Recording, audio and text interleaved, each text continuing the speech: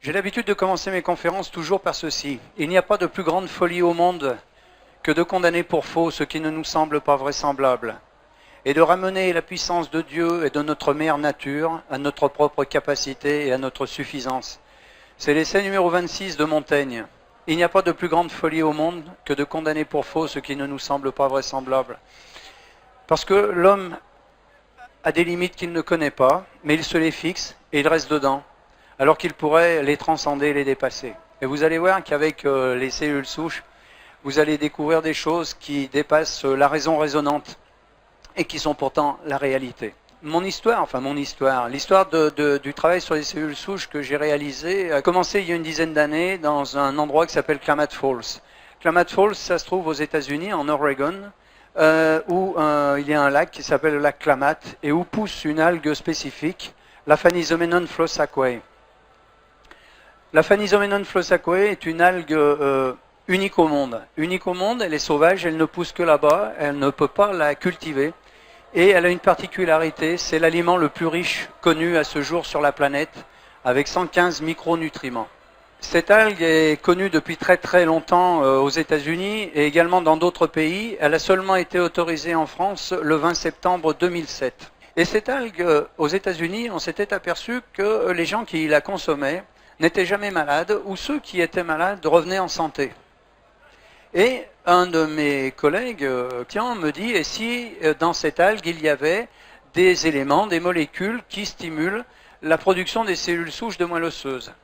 La théorie des cellules souches date de Maximo en 1907. Vous voyez que ce n'est pas d'aujourd'hui, donc on n'a rien découvert. On a juste essayé d'appliquer, d'augmenter cette prolifération de ces cellules souches. Alors, l'homme est composé de 75 billions de cellules.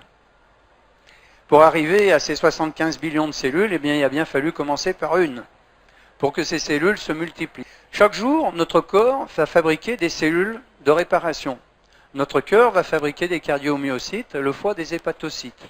Mais le foie ne fabriquera que des hépatocytes et le cœur que des cardiomyocytes, parce que ces cellules sont différenciées. Ce sont des cellules d'organes, d'accord ?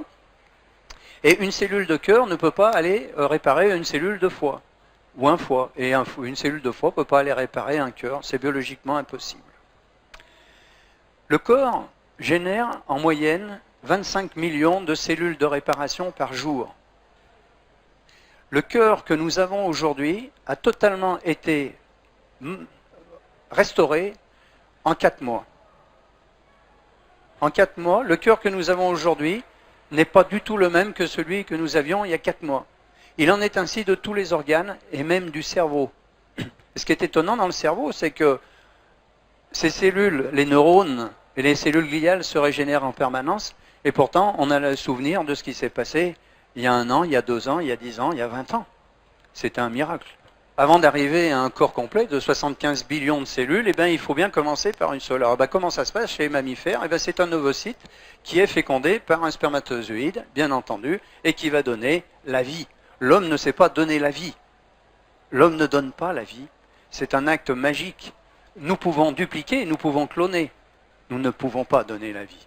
On ne sait pas faire, ça ne nous appartient pas, grâce à Dieu. Cette cellule fécondée, cet œuf fécondé, cet ovocyte fécondé va se multiplier pour donner des cellules dites totipotentes. Et là, nous sommes dans les cellules souches, mais embryonnaires. Ces cellules souches embryonnaires vont ensuite se multiplier pour donner apparition de ces cellules pluripotentes qu'on va appeler des blastocytes, dans lesquels on va trouver des blastocèles. Puis l'embryon, le fœtus, puis l'humain. Les cellules totipotentes ici, ce sont les cellules embryonnaires. Totipotentes, ça veut dire toute potentialité. Toute potentialité. Retenez bien ça, tout est là-dedans.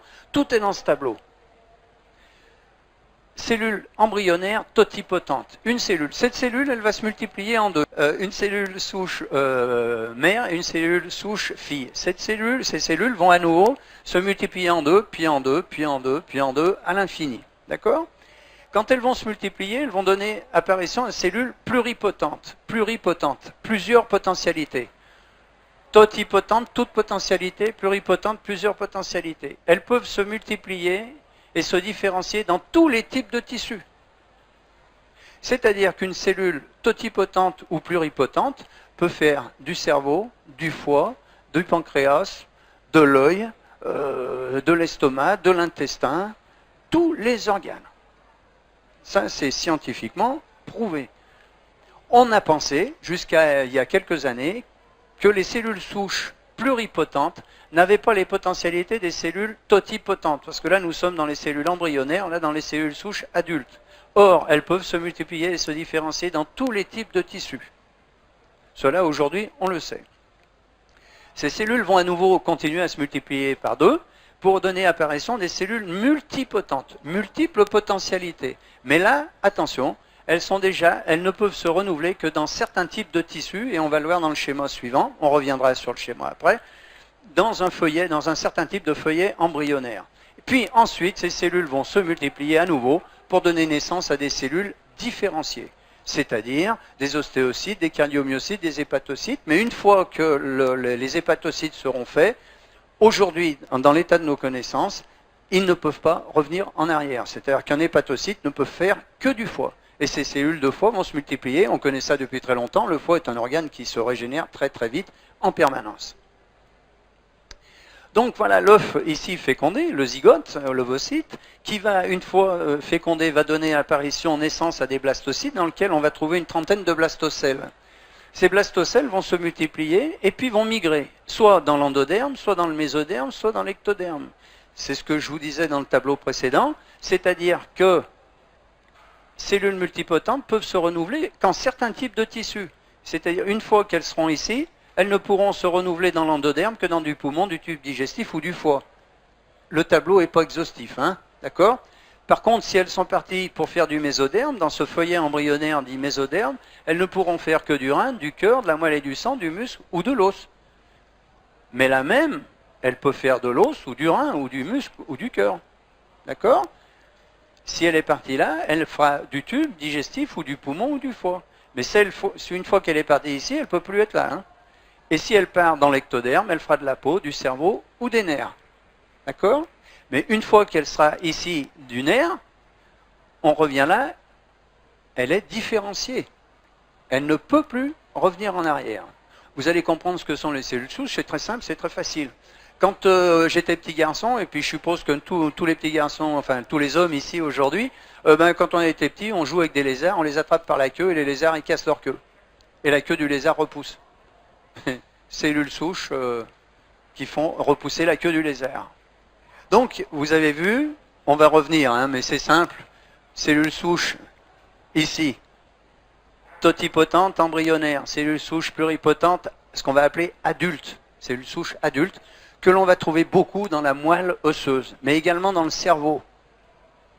Mais il est plus facile de travailler sur de la moelle osseuse que de travailler sur du cerveau. Imaginons, et ça c'est fait, bien entendu, que ces cellules souches de moelle osseuse, on vienne les prélever avec une seringue, on les cultive, on les multiplie dans des boîtes de, ce qu'on appelle les boîtes de pétri, on les nourrit, on les fait se multiplier, et une fois qu'elles sont multipliées par milliers, par millions, on va les réinjecter dans l'organe qui est malade, et ces cellules souches de moelle osseuse que l'on a prélevées, qu'on va réinjecter dans le cœur, vont faire du cœur. Mais si on les avait réinjectées dans le foie, elles auraient fait du foie. Au bout de quelques jours, et vous allez voir des photos dans quelques instants, des vraies photos, eh bien, au bout de quelques jours, le cœur est entièrement reconstitué. Vous voyez qu'il n'y a même pas de traces de cicatrice, il n'y a pas de nécrose au niveau du cœur. Si ça avait été dans le foie, elle aurait fait du foie, réparé complètement le foie. Alors, les petits points bleus ici, ce sont les cellules souches qui, naturellement, tous les jours, nous en relarguons environ 3 millions de cellules souches de moelle osseuse. Hein, environ 3 millions. Tous ici, c'est une moyenne. Et ces cellules souches, de manière naturelle, migrent à travers l'os et vont circuler dans la circulation sanguine. Il faut 36 heures à une cellule souche pour qu'elle fasse le tour complet du corps humain. 36 heures. Alors imaginons que ce petit point bleu ici, ce sont des cellules souches qui circulent, hein, ça c'est des veines, des artères, et puis elles partent ici. Et elles arrivent dans le foie. Et ici, vous voyez dans le foie, injury. Injury, c'est un stress. Il y a un problème au foie. Eh bien, qu'est-ce qui va se passer? Le foie, lorsqu'il a un problème, quel que soit l'organe, il va générer des signaux de détresse, qu'on appelle des cytokines. Imaginons qu'il y ait le feu ici, qu'est-ce qu'on va faire? On fait le 18. Ben, on ne fait que reproduire ce que fait la nature. Le foie, il fait le 18. Les cytokines vont appeler au secours. Donc, les cellules souches sont les pompiers, elles arrivent ici. Elles arrivent ici et elles vont réparer le foie, parce que le foie a appelé. Mais elles ne vont pas réparer ça comme ça par hasard. Et là, je vais vous montrer un tout petit morceau de film. Regardez-le bien, c'est assez impressionnant. Vous avez ici une cellule souche et ici ce qu'on appelle une cellule d'adhérence. Parce que les cytokines, ce sont ces signaux de détresse. Mais la cellule souche, quand elle va passer, elle va passer. Et comment elle va faire pour faire du foie? Eh bien, il faut qu'il y ait une cellule, ce qu'on appelle les cellules d'adhérence, qui vont les coopter. Et regardez bien ce qui va se passer. Ça, c'est une cellule souche. Ça, c'est une cellule d'adhérence. Regardez bien, ça ne dure pas longtemps, mais c'est très, très chouette. For the brain from embryonic stem cells. And it turns out that we're able to do this. And that these neural stem cells, as we call them, La cellule d'adhérence va chercher la cellule souche et lui dit, viens ici et toi, tu vas faire du foie, si c'est un problème de foie, ou du cœur, si c'est un problème de cœur. Ce film a été fait par l'université d'Édimbourg.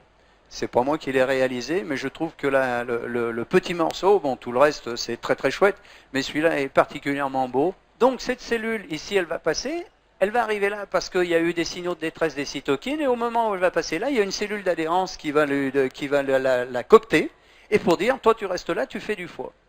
Et puis, il y en a beaucoup qui arrivent, et puis elles ressortent, soit parce que le problème est réglé, soit parce qu'il n'y a pas suffisamment à ce moment-là de cellules d'adhérence, donc elles vont refaire un tour.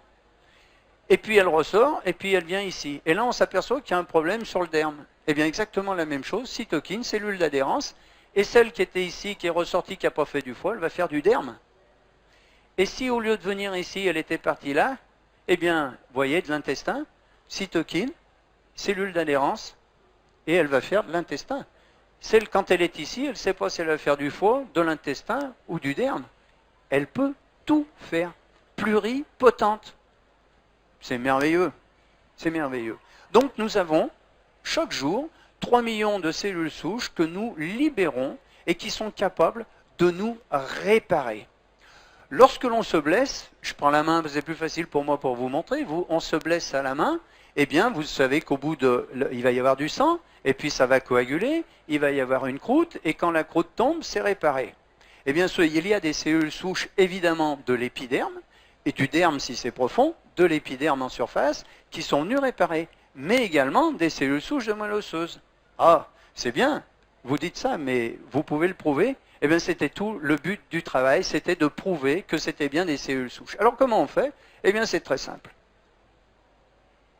Alors, un petit schéma ici, pour vous rappeler, si on parle bien de moelle osseuse, pas de moelle épinière, les cellules souches de moelle osseuse migrent à travers l'os, et ces cellules souches peuvent faire du muscle squelettique, des cellules épithéliales, des neurones, des cellules gliales, du muscle cardiaque, de la graisse, des globules rouges, des globules blancs, du cerveau, du foie, etc. Les mêmes. Les mêmes. Nous étions convaincus de ça, mais il fallait le démontrer. Donc nous avons demandé au professeur Orlik, vous voyez Orlik ici, le professeur Orlik, il travaille à l'université dans l'Illinois, et on lui a demandé, parce qu'il ne faut pas être à la fois juge et partie, il faut demander à l'extérieur, monsieur le professeur, est-ce que vous pouvez prouver que ce que l'on dit est vrai? Donc il a fait les essais. Alors qu'est-ce qu'il a fait?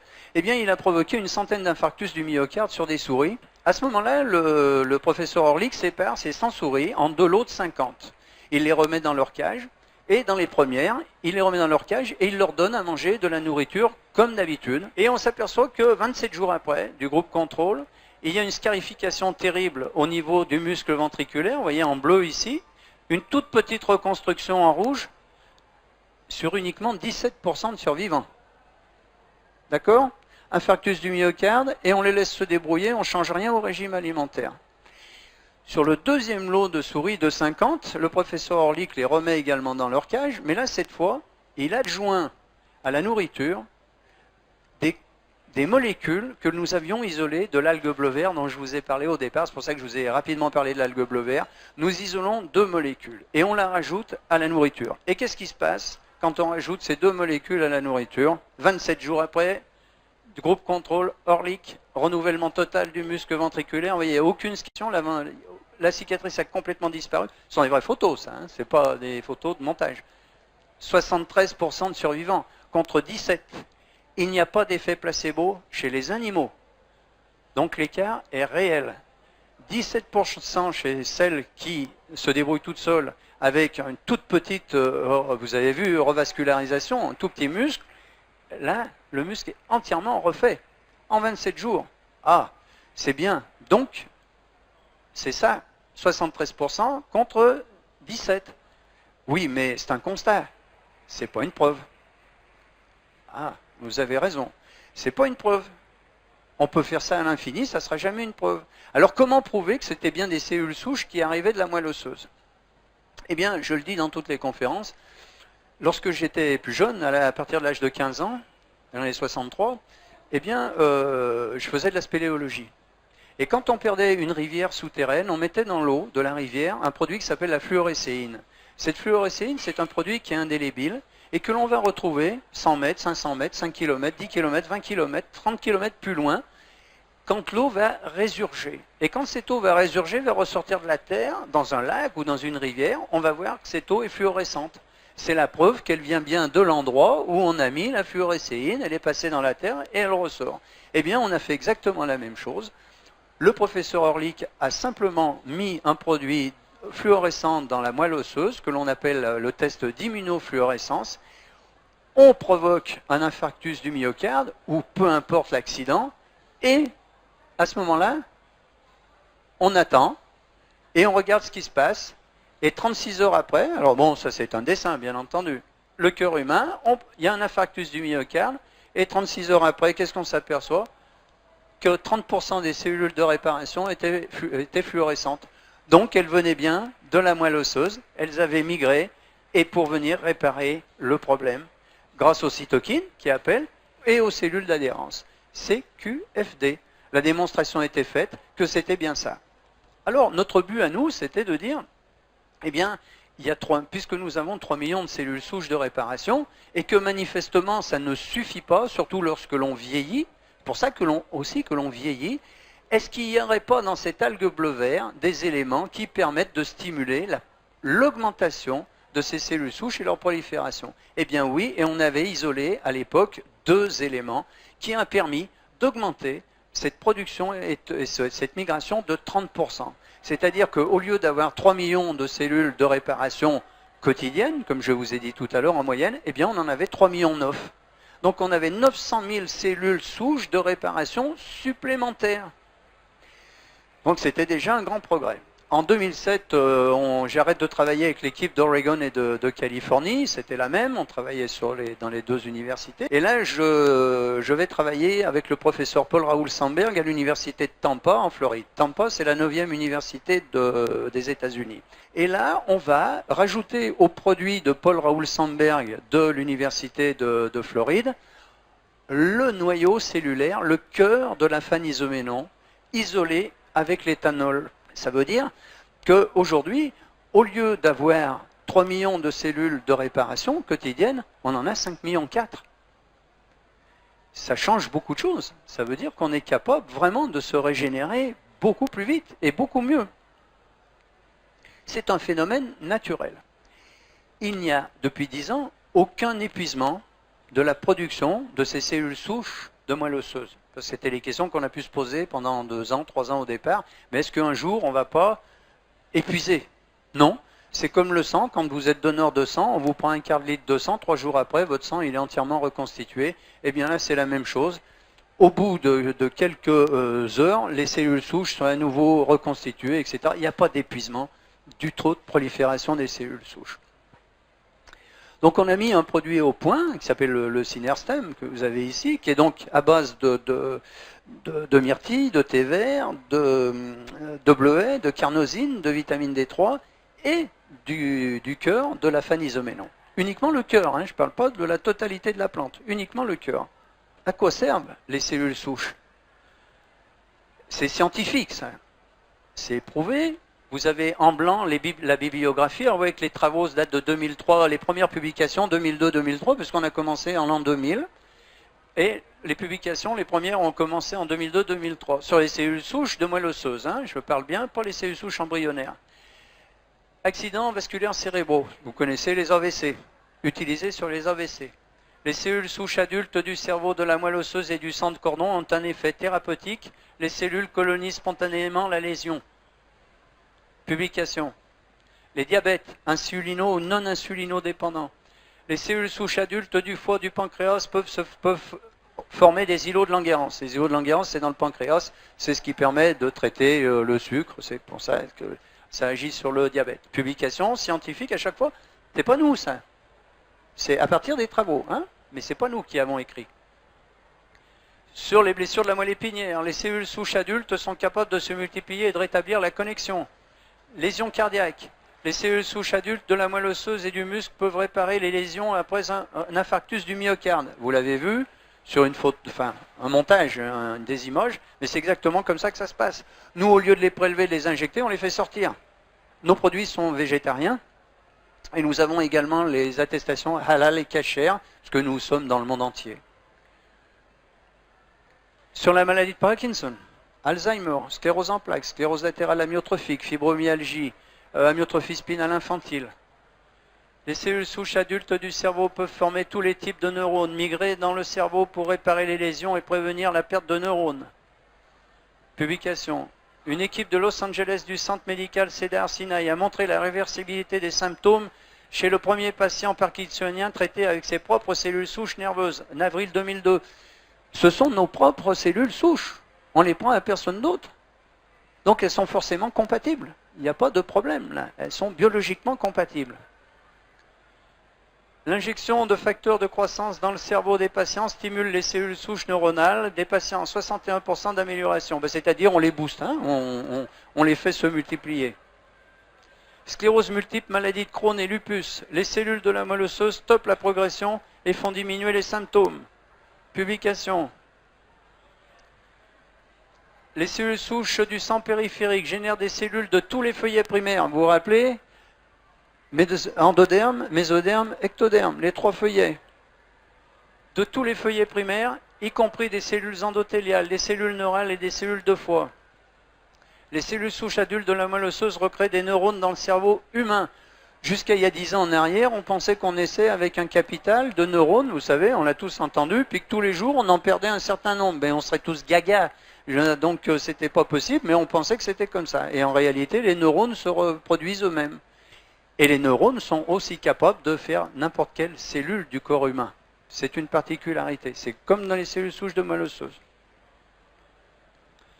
La transplantation de cellules souches de moelle osseuse adultes répare les tissus cardiaques chez les patients. Les cellules souches adultes de la moelle osseuse forment du foie, de la peau, du tube digestif chez les patients et participent à la formation de tous les tissus du corps humain. À chaque fois en blanc les publications. Une unique cellule de moelle osseuse d'une souris adulte forme de la moelle fonctionnelle, des cellules sanguines, du foie, du poumon, du tube digestif, de la peau, du cœur et du muscle squelettique. Les cellules souches adultes du cerveau se différencient en tissus de nombreux organes, cœur, poumon, intestin, rein, foie, système nerveux, muscles et autres tissus. J'insiste bien, le produit que nous avons mis au point, le Synerstem, qui est un produit naturel, végétarien, il ne guérit rien, il ne soigne rien. Il n'a aucune propriété thérapeutique. Vous avez bien compris que son seul rôle, c'est de stimuler la production de nos cellules souches et leur migration. Et que ce sont nos cellules souches qui nous réparent. D'accord ? J'insiste, c'est important. On ne prend pas de raccourci. Le produit ne guérit rien. Aujourd'hui, on sait que l'on peut augmenter la production et la prolifération des cellules souches de moelle osseuse de 80%, ce qui nous permet d'avoir de presque, pas tout à fait doubler, bientôt oui, mais pas encore, de doubler notre capacité d'auto-régénération. Alors, vous avez beaucoup de résultats positifs, mais vous avez aussi des échecs. Et ces échecs, c'est pourquoi ? Eh bien, il y a deux critères à ça. Et les échecs, on les a quantifiés. Sur toutes les pathologies confondues, 7%. Et 7%, c'est pas beaucoup, 7% d'échecs. Mais c'est 7% de trop. Mais on ne pourra jamais arriver à 100%. Et celui qui vous dirait ça sera un menteur. Et 7% d'échecs, pourquoi ? Deux critères. Un, des gens qui vont arrêter trop tôt. Nous avons eu une dame qui avait une sclérose en plaques depuis 15 ans. et qui, cette année, là, au salon à Paris, vient me voir avec ses béquilles en me disant « Monsieur Poignet, ça n'a pas marché. » Ah bon, c'est quoi une sclérose en plaques? Vous en avez pris pendant combien de temps? 4 mois. Et je ne suis pas la fée Clochette, ni Merlin l'Enchanteur, et je ne peux pas dire combien de temps ça prendra. Mais cette dame, elle avait une sclérose en plaques depuis 15 ans, il fallait qu'en 4 mois, elle soit debout, sans béquille. Mais je ne sais pas, peut-être qu'il fallait qu'elle fasse pendant 1 an. Et puis peut-être que ça n'aurait jamais marché. Parce qu'il y a des gens chez qui ça ne marche pas. Et ça ne marchera jamais parce qu'il y a une partie de la population dans le monde qui ne relâche pas les cellules souches de moelle osseuse. Donc ils n'ont pas cette capacité supplémentaire pour s'auto-régénérer. Voilà. Mais je ne sais pas expliquer pourquoi. Les cellules souches de moelle osseuse également ne sont jamais cancéreuses. Je ne sais pas si je l'ai dit, mais je le dis, c'est important. Ne sont jamais cancéreuses. Vous savez, j'aime bien aussi cette phrase de Mark Twain. C'était impossible, mais ils ne le savaient pas. Alors ils l'ont fait.